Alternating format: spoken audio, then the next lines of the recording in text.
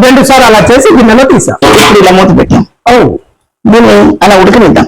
కొంచెం స్టీమ్ కి ఉడుకుతుంది.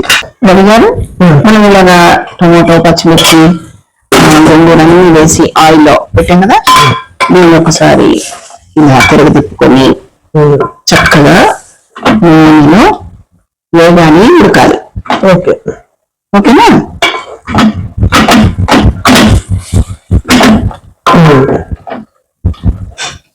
అవ్వలేదండి, ఇంకా అవ్వాలి. నూనె పైకి రావాలా? పైకి రావటం అట్లా అని కాదు, ఇది ఉడకాలి ఇంకా అట్లా ఉడకాలి. ఇలా ఉండనిద్దాం కొంచెంసేపు.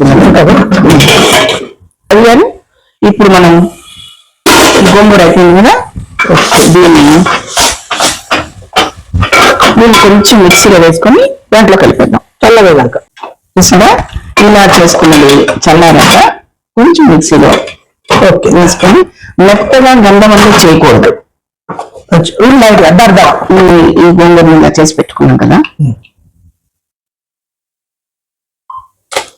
అమ్మా నీళ్ళు వేడి నీళ్ళు పెట్టారు అంటే మీరేమడిగారు? ప్రాన్స్ అండ్ గోంగూర అని అడిగారు కదా. ఈ వేడి నీళ్ళు కాగిన తర్వాత ఒకసారి ఆ ప్రాన్స్ ఇక్కడ పెట్టండి. పెట్టాం కదా.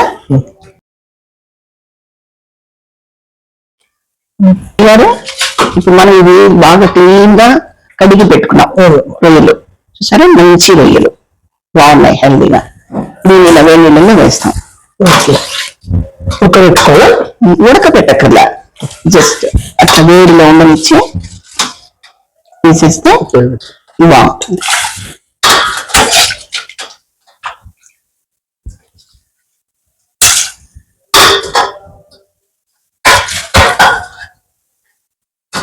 ఓకే, ఇలా వేడి నీళ్ళల్లో వేసేసాం. జస్ట్ ఎంతండి, 1 మినిట్ కంటే ఎక్కువ ఉండద్దు. ఇలా జస్ట్ అట్లా వేడి నీళ్ళలో వేయగానే ఇలా తీసేసి వాటర్ తీసేసి ఇలా దీన్ని కర్రీ వండుకుంటున్నాం.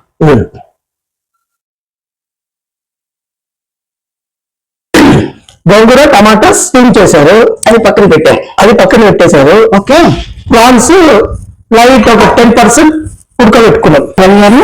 ఇప్పుడు మనం దీంట్లో నూనె వేసాము. కర్రీ ఆనియన్స్, పచ్చిమిర్చి ఇలా పొడవుగా కట్ చేసి ఉంచుకున్న పచ్చిమిర్చిలు ఎన్ని మనకి తగినవి. కొలత అనేది, ఎందుకంటే ఒక్కొక్కరు ఒక్కో రకంగా తింటారు కదా.